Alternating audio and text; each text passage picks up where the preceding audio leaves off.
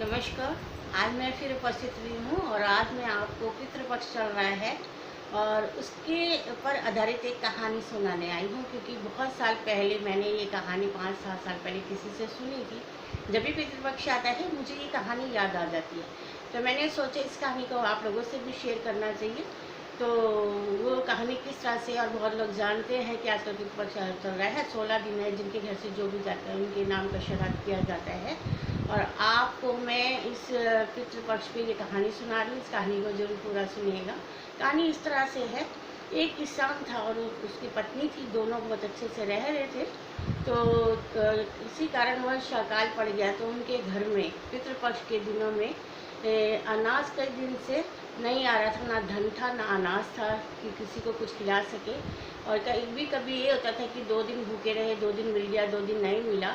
और उन्हीं दिनों में श्राद्ध चल रहे थे, तो वो हर साल किसान की पत्नी अपने पिताश्री ससुर जी का श्राद्ध किया करती थी। और जैसे ही उनके श्राद्ध का दिन आया, उनके घर में ना अन्न ना धन, क्योंकि कभी कभी उन्हें भूखा रहना पड़ता था, खेती बाड़ी से इतना धन आ नहीं रहा था, अकाल पड़ गया था, जिसकी वजह से उन कई दिन से भूखे भी थे। तो जब मिल जाता था खा लेते, जब नहीं मिलता था तो भूखे ही सोना पड़ता था। और जिस दिन उनके पिताश्री ससुर का श्राद्ध था, उस दिन उनके पास ना तो अन्न था ना धन था।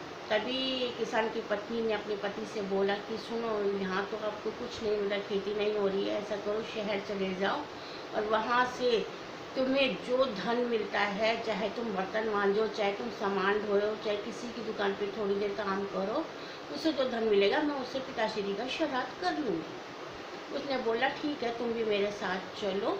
और दोनों मियाँ बीवी घर से निकल गए। और जैसे ही वो निकले, रास्ते में उनको एक नदी पड़ी।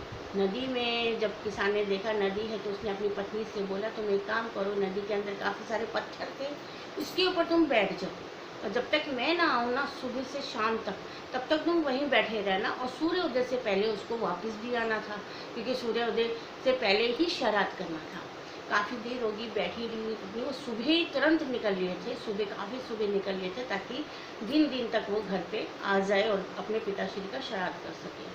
वो पत्थर पे बैठी हुई थी, तभी उसने क्या देखा कि पानी के अंदर एक ऋषि मुनि जी बाहर आ रहे हैं। वो देखती रही, जैसे ऋषि मुनि बाहर आए वो उसके पास आए, किसान की पत्नी पास बोला बेटी क्या बात है, तुम इतनी दुखी इतनी परेशान क्यों रो रही हो, मुझे बतलाओ। उसने कहा ऐसी सी बात है, कई दिन से हमारे घर में खाना नहीं बन रहा है और खेती नहीं हो रही, अकाल पड़ा हुआ है, कभी खा लेते कभी नहीं खा लेते, और इन दिनों में पितृपक्ष चल रहे हैं, मुझे अपना पिताश्री का श्राद्ध करना है, ससुर का श्राद्ध करना है, जो मैं हर साल करती हूँ। उन्होंने कहा तो बेटी आप दुखी मत हो, तुम पानी में अपना हाथ डालो, शायद तुम्हें कुछ ना कुछ मिल जाए। उसने हाथ डाला, उसे कुछ नहीं मिला। उसने कहा नहीं, मुझे यहाँ कुछ नहीं मिल रहा है। उन्होंने बोला फिर हाथ डालो, शायद तुम्हें कुछ मिल जाए। उन्होंने फिर हाथ डाला, नहीं मिला। उसने कहा मेरे पैरों के पास सिर्फ गारा मिट्टी और पत्थर है, छोटे छोटे कंकड़ से हैं, ये गारा मिट्टी पत्थर बजरी है इतनी सारी, और कुछ नहीं है। उसने कहा तुम निराश मत हो, इन पत्थर बजरी गारा मिट्टी को इकट्ठा करो जल्दी से और एक लड्डू सा बना लो। उसने क्या करा, उस पत्थर बजरी कंकड़ को इकट्ठा करा, उससे थोड़ा सा छोटा सा लड्डू बना रही थी। वो फिर बह जा रहा था, टूट जा रहा था। उसने फिर बनाया, फिर टूटा। उसने फिर कहा कि कोशिश करो किसी तरह से तुम वो लड्डू बनाओ। उसने वो लड्डू बनाया और कहा कि मुझे दो। जैसे ही उसने वो लड्डू उन ऋषि मुनि के हाथ में दिया, वो लड्डू मावा का बन गया। जैसे ही देने लगी वो तुरंत मावा का बन गया, और वो लड्डू खा के वहाँ से पानी के अंदर चले गए। और उसको आशीर्वाद देते हुए कहा कि तुम खूब फूलो फलो, तुम्हारे यहाँ किसी चीज़ की कमी ना रहे, क्योंकि तुम हर साल अपने परिवार में जो भी जाता श्राद्ध करती हो, और इस बार भी तुम्हारा श्राद्ध जरूर संपूर्ण होगा।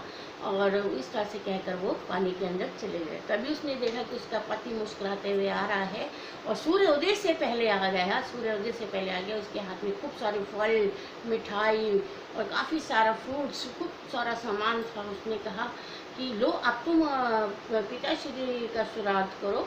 तो उसने कहा मैं तो श्राद्ध अभी भी कर चुकी थी, तुम कैसे कर चुकी, तुम्हें तो मैंने कुछ लाकर ही नहीं दिया। उसने बोला कि अभी अभी ऐसे मैं बैठी हुई थी, दुखी थी, उन कोई जल से ऋषि मुनि जी आए, उनको मैंने अपनी पूरी कहानी पूरी बात बताई, किस तरह से हम कई दिन से भूखे हैं क्योंकि खेती नहीं हो रही है, और आज पिताश्री का श्राद्ध कुछ नहीं है, पति गए हैं कुछ लाने के लिए, अगर काम मिल गया तो लेकर आएंगे।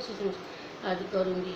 उन्होंने उस जल को देखकर प्रणाम करा और जो भी मिठाई फल फ्रूट लाए थे वो पानी के पास रखा थोड़ा सा निकाल कर, और जल के छींटे दिए और पितरों का नाम लिया और उनसे आशीर्वाद लिया। इसीलिए कहा जाता है कि घर में आपके जो भी है, जितना भी है, कुछ भी हो, चाहे पानी का गिलास हो, पितरों के नाम का श्राद्ध जरूर करना चाहिए और उनके नाम का जरूर कुछ ना कुछ निकालना चाहिए, क्योंकि इससे हमारे पितृपक्ष बहुत खुश होते हैं और हमें दुआएं और आशीर्वाद देते हैं। पितृपक्ष हो चाहे कोई भी घर पे आपके आ जाए, चाहे आप उसको पानी का गिलास पिलाए या खाना खिलाए, चाहे चाय पिलाए, कुछ भी, कभी भी भूखे मत जाने दें।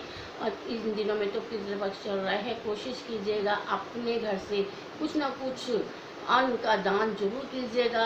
अगर खाना भोजन नहीं बना सकते हैं तो फल फ्रूट दीजिएगा मंदिर में उनके नाम का, लेकिन निकालिएगा ज़रूर, जितना पॉसिबल हो उतना निकालिएगा और उनसे आशीर्वाद लीजिएगा। इसलिए हमारे पितरों को जब उनका भोजन मिलता है, चाहे गाय को रोटी दीजिएगा, आप गाय को रोटी सुबह निकाल के दीजिएगा उनके नाम की, तो उन तक जरूर पहुँचता है और वो हमें भर भर का आशीर्वाद भी देते हैं। इसलिए ज़रूरी है अपने पितरों का आशीर्वाद लेना और उनके समक्ष हाथ जोड़ना और पानी की छींटे देना ज़रूरी है उनके भोजन के आगे। और जो भी आप दान पुण्य करते हैं पानी को जरूर छिड़काव कीजिएगा और इन दिनों में अपने जो चले गए हैं उनको याद जरूर कीजिएगा और उनका आशीर्वाद हमेशा साथ रहता है। और वो खूब किसान पति पत्नी खुश होकर अपने घर चले गए, खूब फूले फले और हर साल इसका श्राद्ध मनाते रहे।